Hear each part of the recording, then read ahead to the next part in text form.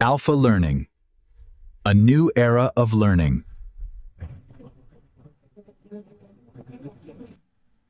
Hello everyone. This segment is going to be about Education Policy and Education Commission. जो हमारा सबसे पहला education commission है वो है Radhakrishnan commission, also known as university education commission. ये बनाया गया था 1948 टू 1949 के समय के दौरान। इस एजुकेशन कमीशन में 10 मेंबर थे एंड ये 2 वॉल्यूम्स में पब्लिश हुआ था। पहली वॉल्यूम में आपकी रिकमेंडेशंस थी एंड सेकंड में सपोर्टिंग डेटा था, राइट। अब इसको रिकमेंड किया गया था IUBE एंड CABE ने। IUBE is inter university board of education, CABE is central advisory board of education, right. अब इसके लिए उनकी मेथड ऑफ स्टडी क्या थी?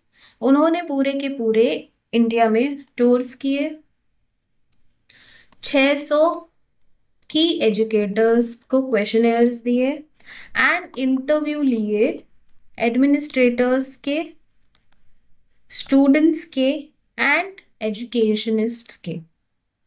ओके, अब इसके जो आर्किटेक्ट थे, जो इसके हेड थे, वो थे डॉक्टर सर्वपल्ली राधाकृष्णन जी।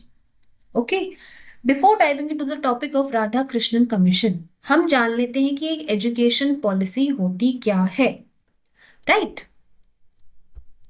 एक एजुकेशन पॉलिसी एक रोड मैप होती है जिसमें बैलेंस किया जाता है कि एक पर्सन की नीड्स की, पर्सनल नीड्स की और स्टेट के ऑब्जेक्टिव्स की, कि इन द एंड आप एक स्टेट को क्या चाहिए, कि आउटकम क्या हो, राइट।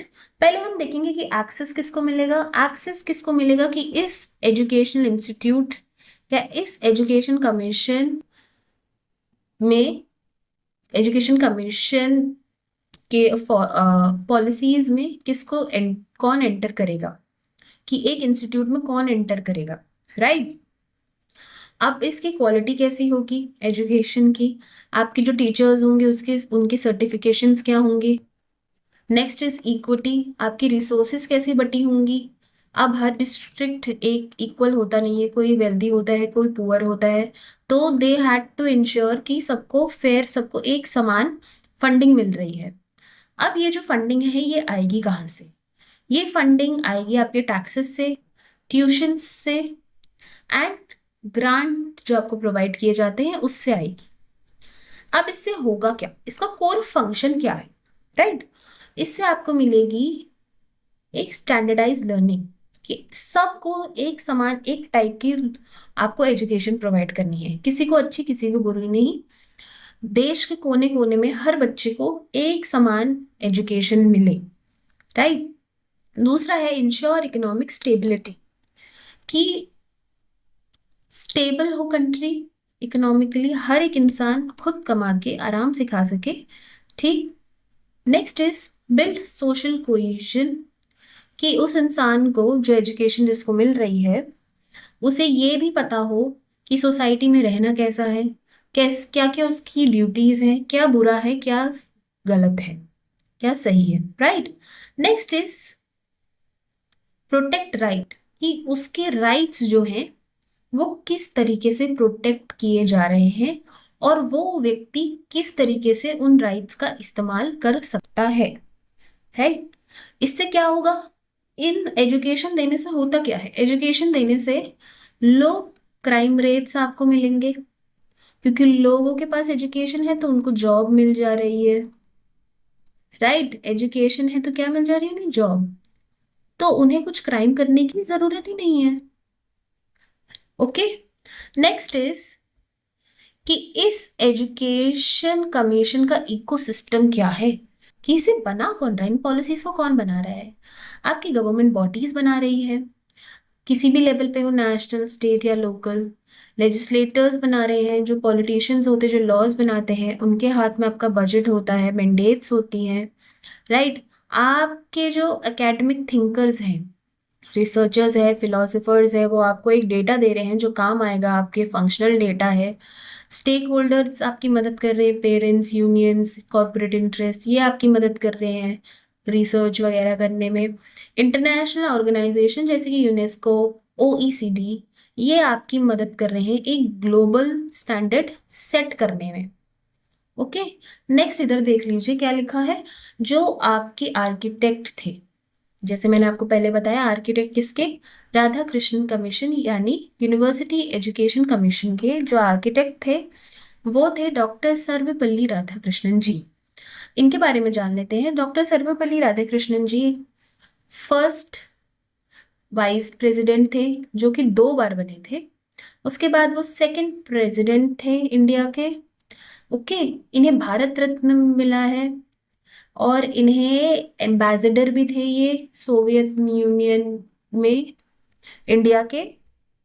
एंड इनका जो जन्म दिवस है 5 सितंबर, वो मनाया जाता है एज टीचर्स डे इंडिया में।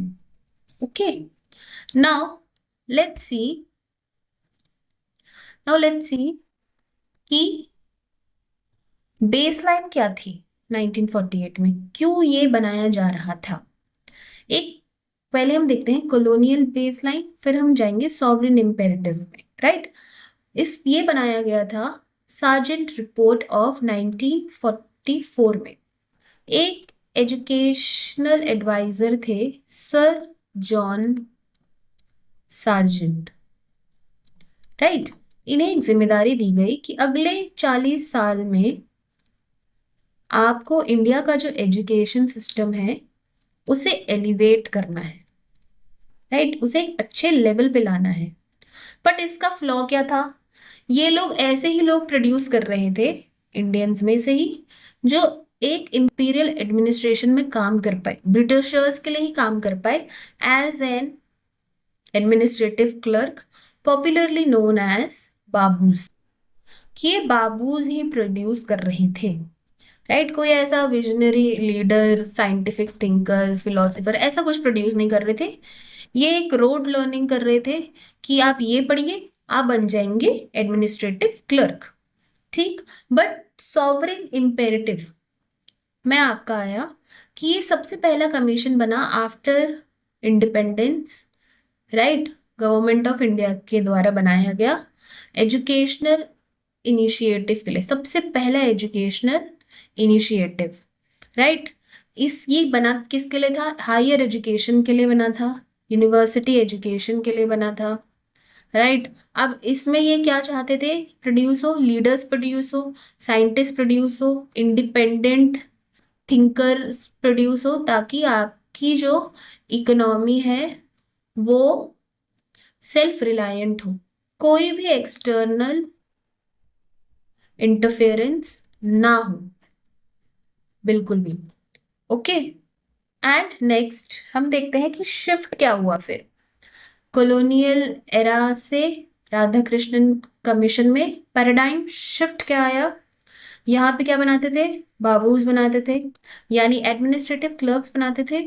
बट इनका गोल था कि हमें बनाना है revisionary leaders and scientific thinker, ठीक है, ताकि आपकी कंट्री आगे बढ़ पाए।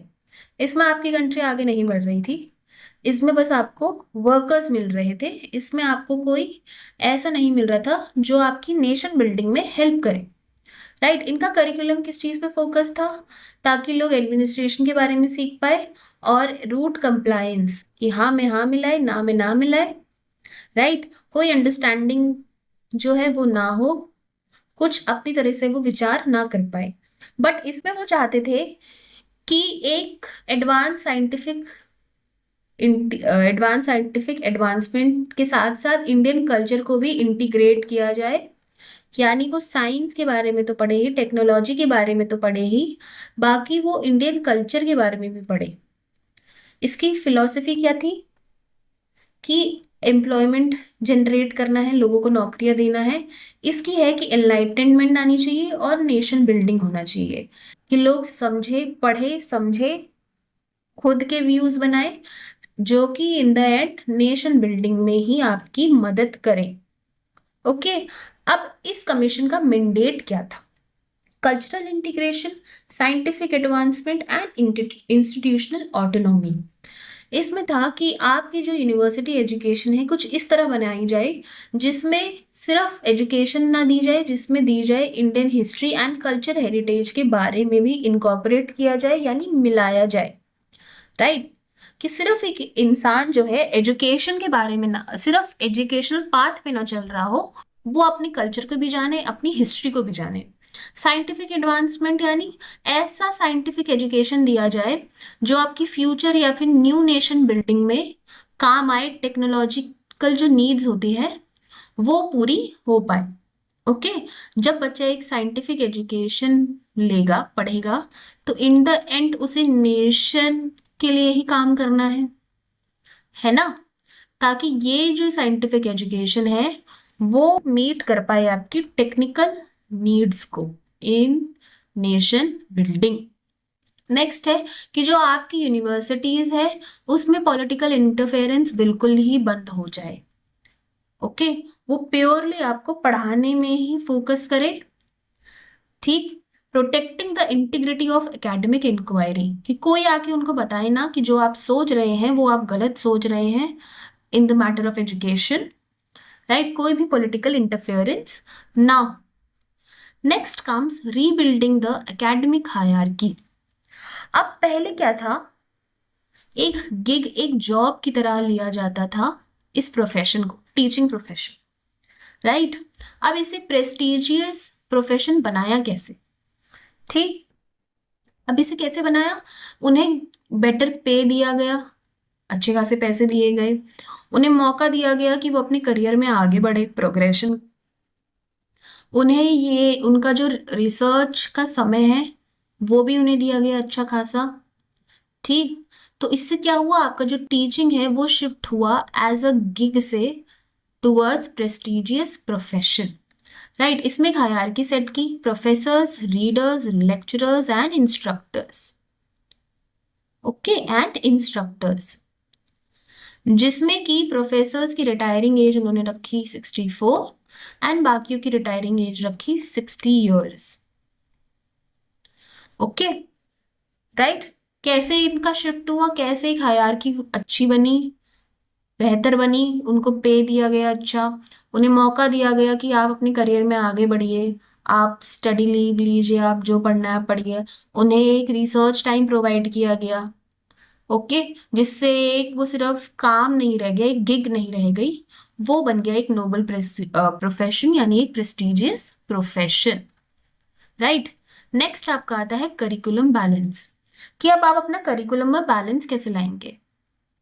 ओके, कि आपको इंटीग्रेट करना है modern science, engineering, technical skill को जनरल एजुकेशन से, यानी humanities, Indian culture, secularism and ethical values से बैलेंस करना है, इसको इंटीग्रेट करना है, जोड़ना है। ओके, इसका मेन बेनिफिट क्या होगा, आपको सिर्फ वैसे लोग नहीं मिलेंगे जो टेक्निकली ऊपर हैं, आपको ऐसे लोग भी मिलेंगे जो ह्यूमनिस्टिकली भी समझदार हैं। ठीक, राइट? उनमें एक ह्यूमनिस्टिक वैल्यू डेवलप करना, रख उन्हें ये बताना कि आप एक डाइवर्स कंट्री में रहते हैं, एथनिसिटीज इधर डाइवर्स है, राइट? सब कुछ इधर बहुत डाइवर्स है, रिलीजन्स है।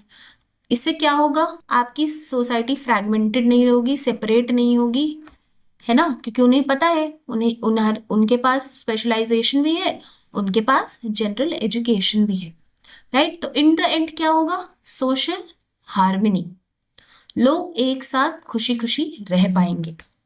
Okay, next comes stakeholder impact, कि किसको क्या क्या इम्पैक्ट हो रहा है, किसको क्या क्या मिल रहा है। पहला है आपका student body, then teaching professional and then आपका नेशन। स्टूडेंट बॉडी को एक स्टैंडर्डाइज एक मिल रहा है 3 ईयर डिग्री कोर्स, उन्हें उनके लिए प्रपोज किया गया है कि आप बनाइए यूनिवर्सिटी ग्रांट्स कमीशन, यानी UGC, ताकि आपको एक यूनिफॉर्म क्वालिटी ऑफ एजुकेशन, एक सेम क्वालिटी ऑफ एजुकेशन हर जगह पे मिले। ओके, कहीं पे अच्छी कहीं पे बुरी नहीं, जो क्वालिटी ऑफ एजुकेशन दिल्ली में है वो ही क्वालिटी ऑफ एजुकेशन किसी गांव में मिल रही हो, सेम क्वालिटी की। टीचर्स को क्या मिल रहा है, उनको एक हायरार्की मिल रही है जिसमें प्रोफेसर्स पहले हैं, रीडर्स हैं, लेक्चरर्स हैं। इससे क्या होगा, सबको वेजेस अच्छी मिलेंगी। उन्हें मिल रहा है dedicated autonomy for research, research करने की उन्हें ऑटोनॉमी मिल रही है, आज़ादी मिल रही है, एंड समय मिल रहा है। नेशन को क्या मिल रहा है, नेशन को एक हाई लेवल का वर्क फोर्स मिल रहा है, एक अच्छे स्किल्ड वर्क फोर्स मिल रहा है जो कि एक सेल्फ रिलायंट सॉवरेन इकोनॉमी को चला सके बिना किसी एक्सटर्नल एडमिनिस्ट्रेशन की। कि आप खुद में ही इतने काबिल है, आपका जो वर्क फोर्स है वो खुद में ही इतना काबिल है कि आपको किसी एक्सटर्नल एडमिनिस्ट्रेशन की ज़रूरत नहीं पड़ रही। Okay, next is the education gap. कि आपका विजन ये है बट आपकी ग्राउंड रियलिटी ये है। विजन उनका था कि जो रूरल यूनिवर्सिटीज़ बनेंगी उससे आपका ब्रेन ड्रेन बंद हो जाएगा, यानी विलेज से उठ के लोग सिटीज़ में नौकरी करने नहीं जाएंगे। बट रियलिटी क्या थी कि जो नया इंडिया गवर्नमेंट बनी थी वो बहुत नई नहीं थी, यंग थी, है ना। उनके पास इतना कैपिटल नहीं थे ताकि वो कंस्ट्रक्ट कर पाए या फिर फंड कर पाए ऐसे इंस्टीट्यूट्स को इन दीज रूरल एरियाज। दूसरा था 3 लैंग्वेज फॉर्मूला आएगा तो आपकी जो नेशन है उसमें यूनिटी बढ़ेगी, ये इनका विजन था। बट एक्चुअल में क्या हुआ, ये एक बैरियर बन के रह गया, राइट। नॉर्थ एंड साउथ के बीच में थोड़ा अनबन हुई, राइट। और नॉर्थ में जैसे थर्ड लैंग्वेज एक तो Hindi English and third language Sanskrit ही रह गई। साउथ में रीजनल लैंग्वेज उनकी थी, इंग्लिश था, and they were very adamant कि हम हिंदी क्यों पढ़े। They took pride in their regional languages. तो थोड़ा पॉलिटिकल फ्रिक्शन आ गया। ओके, नेक्स्ट था institutional autonomy supported by UGC. कि यूजीसी एक ऐसा इंस्टीट्यूट होगा जो कि आपका आगे कॉलेजेस या यूनिवर्सिटीज को सपोर्ट करेगा। बट वो एक हर्डल बन गया, एक रेस की तरह बन गया। हर्डल रेस देखी है आपने, वैसा बन गया, रेगुलेटरी हर्डल बन गया, creating the exact rigidity the commission sought to avoid. कि वैसे ही रिजिड हो गया वो जो कि कमीशन अवॉइड करना चाहता था। Understood. Now let's see structural flaw. अब हम बात कर रहे हैं इसमें राधाकृष्णन कमीशन में सिर्फ यूनिवर्सिटी एजुकेशन की, है ना। हम उस एजुकेशन की बात ही नहीं कर रहे हैं जो आपका बेस बनाता है, यानी प्राइमरी एंड सेकेंडरी एजुकेशन। ये इग्नोर्ड था, फंड कम थे और इसमें कोई चेंजेस या बदलाव आया ही नहीं। तो क्या हो गया, इससे जो आपका बेस था वो ही बहुत ज़्यादा वीक था। बेस आपका बहुत ज़्यादा वीक था, राइट। ये कुछ फ्लॉज हैं उसके। ओके, नेक्स्ट अगेन कम्स कि ये पॉलिसी फेल क्यों हुई। क्योंकि आपकी यूनिवर्सिटीज़ थे जो रूरल वो अनफंडेड थे। पेपर में तो बहुत अच्छे दिख रही थी ये पॉलिसीज, बट इनके पास फंड ही नहीं था अपने प्लान को एग्जीक्यूट करने का। 3 लैंग्वेज फॉर्मूला, हर जगह पे यूनिफॉर्म रूल्स जो थे वो आप फॉलो नहीं करवा सकते, अप्लाई नहीं कर सकते, क्योंकि आपकी जो कंट्री है वो लिंग्विस्टिकली एंड कल्चरली बहुत डाइवर्स है। लैंग्वेज के मामले में और कल्चर के मामले में बहुत ज़्यादा डाइवर्स है, तो वो एक सेम रूल हर जगह पे अप्लाई नहीं हो सकता। Morphing of the UGC into hurdle. कि यूजीसी खुद एक हर्डल बन गया। Lack of stakeholder buy in, bureaucratic rigidity, standardizing, overriding flexibility for those on the front lines, right? अब यूजीसी क्या करता था, यूजीसी कोई भी चीज़ पास करने में बहुत समय लगाता था, पेपर वर्क बढ़ गया था, ऐसी बहुत सारी चीज़ें हुई with the formation of UGC, जो कि उसका काम नहीं था। उसका काम था कि आप यूनिवर्सिटीज़ को, कॉलेजेस को सपोर्ट करें ताकि वो अच्छी क्वालिटी ऑफ एजुकेशन प्रोवाइड कर पाए। बट वो पेपर वर्क में ही इतना जुड़ गए, उन्हें एक चीज़ पास कराने में महीनों लग जाते थे, राइट। अब ये जो राधा कृष्णन कमीशन था वो कोई यूनिक हिस्टोरिकल एक्सीडेंट नहीं था, वो एक एग्जाम्पल है, आइडल एग्जाम्पल है कि आपका पॉलिसी डिजाइन कैसा है, जो आप जिसको आप आइडल मानते हैं, बट आपकी ऑन ग्राउंड रियलिटी क्या है, दोनों की दोनों ही बहुत अलग थी, राइट। इन द एंड फिर भी ये जो है, ये माना जाता है Magna Carta of Indian university. Okay, to end it I would say it is called Magna Carta of university, यानी एक रूल बुक मानी जाती है, right, rule book. Despite structural friction and implementation gap, the University Education Commission achieved its most vital mandate, a total philosophical pivot. क्या था इनका main, कि as an employment ही हम नहीं लेंगे एजुकेशन को, कि आपको आगे नौकरी करनी है। उन्होंने एजुकेशन को एक इंजन बनाया ताकि एनलाइटनमेंट मिले एंड नेशन बिल्डिंग हो पाए। तो एक जो एजुकेशन पॉलिसी होती है या फिर एजुकेशन कमीशन होता है, उसे ऐसा बनाना चाहिए ताकि आप सब कुछ इजीली कवर कर सके, राइट। जैसे कि राधा कृष्णन में था कि they were only focusing on higher education, जिससे कि आपका जो प्राइमरी एंड सेकेंडरी एजुकेशन था वो इग्नोर हो गया, right. Okay, thank you all. See you in the next class. Hope you liked it.